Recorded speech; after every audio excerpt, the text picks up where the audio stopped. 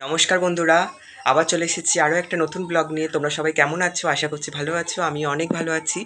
আজকে আমি নিয়ে এসেছি পুকুরে যেই মাছ ধরেছিলাম, সেই মাছ মাছ দিয়ে আজকে আমি বানাবো মাছের ঝোল। সেই রেসিপিটা তোমাদের সাথে শেয়ার করব, তাই স্কিপ না করে গোটা ভিডিওটা সবাই দেখতে থাকো। আর ভিডিওটা তোমাদের যদি ভালো লেগে থাকে লাইক কমেন্ট শেয়ার করো। মাছের ঝোলের জন্য প্রথমে যেটা কাটতে হবে সেটা হলো আলু। একটা আলুকে 4 কুচো করতে হবে, একদম সরু সরু করে। পেঁয়াজটাকে একদম সরু সরু করে কাটতে হবে, ঠিক এরকম। দেখবে যত সুন্দর আনাজ কাটবে তত সুন্দর রান্না হবে।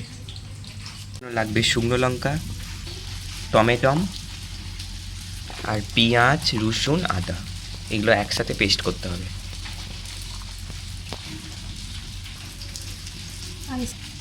আর এর সাথে যাবে গোটা জিরে, হলুদ গুঁড়ো আর নুন পরিমাণ মতো দিতে হবে। এবার পেস্টটা করতে হবে।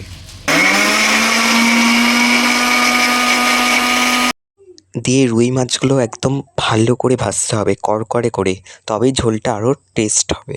যেহেতু ঝোলটা একদম মাছেরই ঝোল হবে, পাতলা করে, তাই মাছগুলো একদম হালকা করে ভেজে নিতে হবে। দেখো মাছগুলো একদম হালকা করে ভেজেছি। মাছের তেলটা ছিল, তার উপরেও আর একটু দিতে হবে সর্ষের তেল। ভালো করে গরম করতে হবে, তারপর দিতে হবে গোটা জিরে।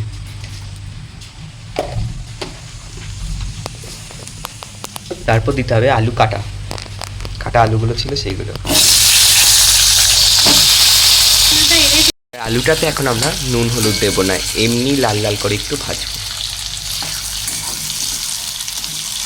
হালকা করে ভাজা হয়ে গেছে, এবার আস্তে আস্তে সব আলুগুলোকে তুলে নেব।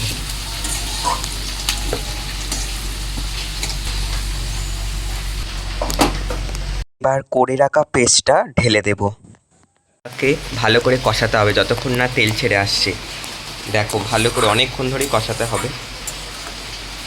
আর বাইরে হচ্ছে অঝোরে বৃষ্টি, দেখো।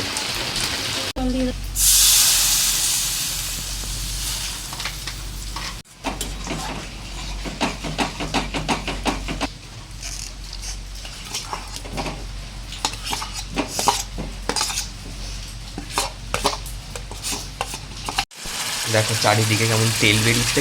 এবার আলুটাকে আর মশলাটাকে ভালোভাবে কষাতে হবে, যেমন দেখছো কেমন ফুটছে, ঠিক এরকমই হবে, তাহলেই রান্নাটা আরও সুন্দর হবে।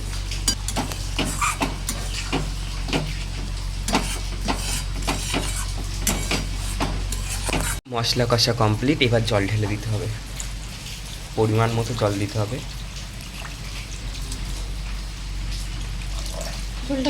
ঝোলটা বেশি মাখা মাখাও হবে না, আর বেশি পাতলাও হবে না, মিডিয়াম হবে, তাহলে ঝোলটা খেতে খুব সুন্দর হবে। তো এবার ভেজে রাখা মাছগুলো দিয়ে দেবো ঝোলেতে। ঝোলটা ফুটে আসার পরই কিন্তু মাছটা দেবে, না হলে মাছগুলো ভেঙে যাবে। আজকে বাইরে একদম অঝরে বৃষ্টি হচ্ছে, আর তারই মধ্যে হবে একদম মাছের পাতলা ঝোল। তাহলে বলো তো আজকে দুপুরটা একদম জমে যাবে। দেখো কত সুন্দর লাগছে, আজকে বাইরে একদম ফুরফুরে হাওয়া, তার সাথে বৃষ্টি। ঝোলটা কমপ্লিট হয়ে এসেছে, কি সুন্দর লাগছে তাই না? আর লাস্টে দিতে হবে দারচিনি গুঁড়ো একটু, তাহলে টেস্টটা আরও দ্বিগুণ বেড়ে যাবে। বেশি নয়, একদম অল্প করে দিতে হবে।